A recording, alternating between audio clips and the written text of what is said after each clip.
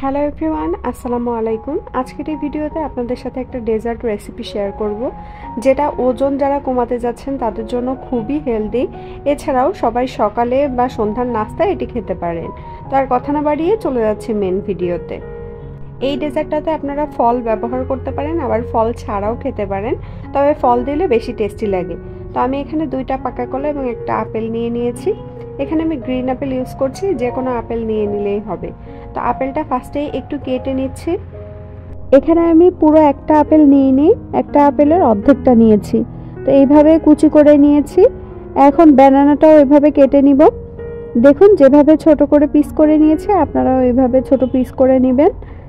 কলার সাইজগুলো ছোট ছিল দেখে 2টা কলা নিয়েছি। আপনাদের বাসার কলার সাইজ যদি বড় হয়ে থাকে তাহলে একটা কলা নিলেই হবে।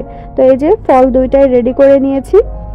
এখন আরেকটা কাচের বাটিতে আমি 3 চামচ পরিমাণ ওটস নিয়ে নিচ্ছি। আরেকটা বাটিতে এখানে 1 টেবিল চামচ পরিমাণ চিয়া সিডস নিয়ে নিলাম।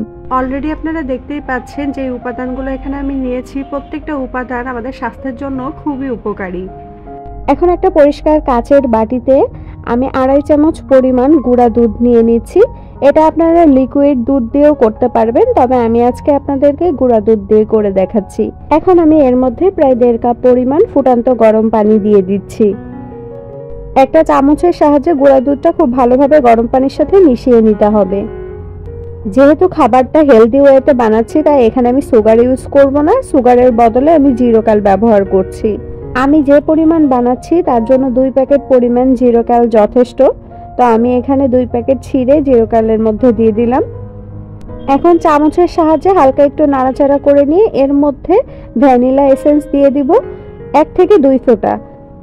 ভ্যানিলা এসেন্স আপনারা চাইলে স্কিপও করতে পারেন, বাট আমি দিই কারণ এতে খুব সুন্দর একটা স্মেল আসে। এরপর এতে অ্যাড করছি 1 চিমটি পরিমাণ লবণ। এখন বাকি যে উপাদানগুলো আছে সবগুলো একে একে এর মধ্যে দিয়ে দিব। তো ফার্স্টেই দিয়ে দিচ্ছি ওটস। এখন খুব ভালোভাবে একটু নাড়াচাড়া করে নিয়ে এর মধ্যে দিয়ে দিচ্ছি চিয়া সিডস। এরপর আবারও হালকা একটু নাড়াচাড়া করে নিতে হবে। এরপর আমি অ্যাড করছি কেটে রাখা আপেল এবং কলা। এখন আর খুব বেশি নাড়াচাড়া করার দরকার নেই, আলতো করে একটু নাড়াচাড়া করে নিলেই হবে। যেহেতু এটা এখনো গরম রয়েছে, তাই এটা ঠান্ডা হওয়ার জন্য টেবিলের উপরে রেখে দিয়েছি প্রায় 20 থেকে 25 মিনিট মতো। ঠান্ডা হয়ে যাওয়ার পরে এটা ফ্রিজে রেখে দিব মিনিমাম 2 ঘন্টার জন্য। দেখা যায় আমি এটা রাতে বানিয়ে সারা রাতই ফ্রিজে রেখে দিই এবং সকালবেলা উঠে খাই। তো আপনাদেরকে এই যে সকালবেলায় ফ্রিজ থেকে এটা বের করে দেখাচ্ছি।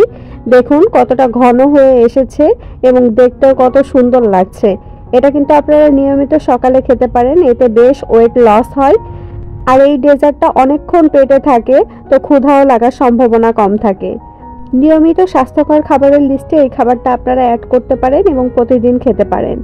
তো এই ছিল আজকের রেসিপিটি। আশা করছি আপনাদের ভালো লেগেছে ভিডিওটি। দেখা হবে নেক্সট ভিডিওতে নতুন কোনো টপিক নিয়ে। সে পর্যন্ত আপনারা সবাই ভালো থাকুন, সুস্থ থাকুন। আসসালামু আলাইকুম, আল্লাহ হাফেজ।